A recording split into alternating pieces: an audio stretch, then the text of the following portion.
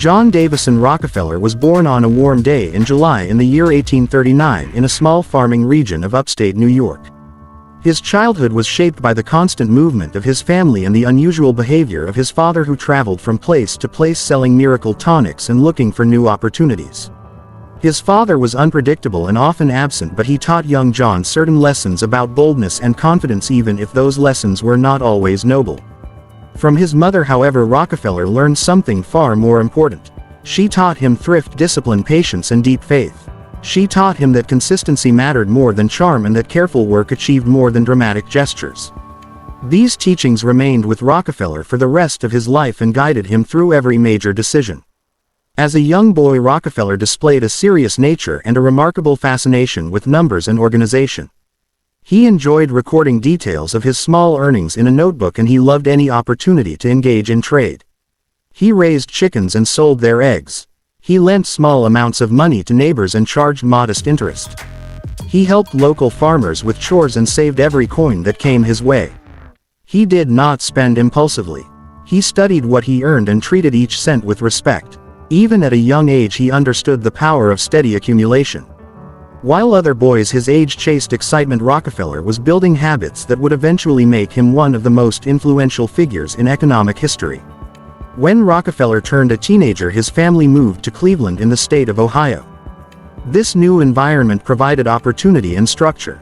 Cleveland was growing rapidly thanks to shipping, railroads, and trade. Rockefeller entered a business college for several months where he learned double-entry bookkeeping and the foundations of accounting. Soon after, he secured a position as an assistant bookkeeper with a company that handled produce and shipping. He was only 16 but immediately impressed his employers. He was calm, precise, and reliable. He did not gossip or compete loudly. He did not rush. He simply mastered each task placed in front of him. He later said that receiving his first paycheck filled him with a sense of pride so strong that he walked home in silence while giving thanks. He knew his future was in business. During these early years, Rockefeller learned how markets responded to supply and demand, how merchants negotiated credit, and how transportation costs shaped profits.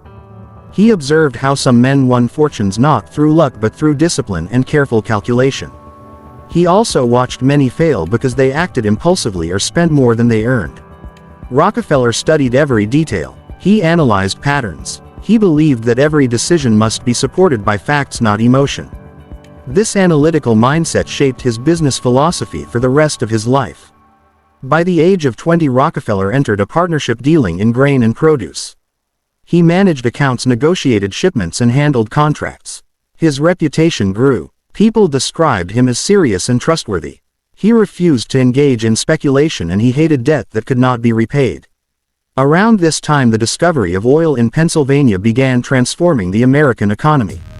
Wells appeared across the region and chaotic excitement filled the market. Oil was being drilled faster than it could be refined or distributed. Prices rose and collapsed within weeks. Many rushed into the industry seeking quick wealth only to lose everything. Rockefeller observed the chaos and saw not excitement but disorder. Where others saw a wild gamble, he saw a system in need of organization. In 1863, Rockefeller invested in a small refinery in Cleveland. Instead of chasing drilling profits, he focused on refining because it required efficiency, planning, and careful control. He studied every stage of production. He evaluated the cost of barrels, transportation, labor, fuel, and storage.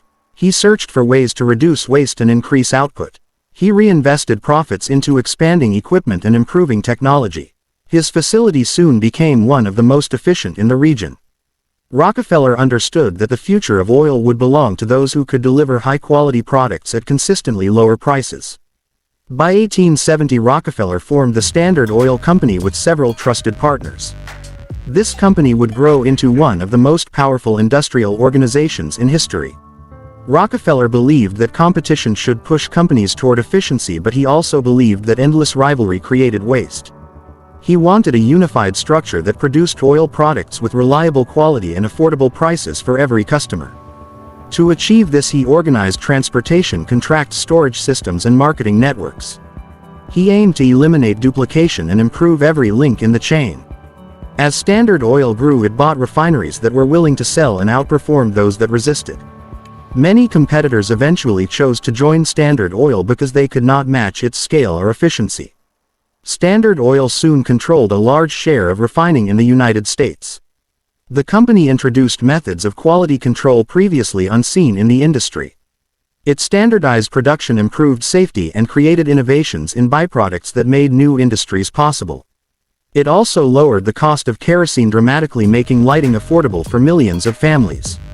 Critics, however, argued that Standard Oil used unfair advantages such as secret transportation rates and aggressive purchase strategies.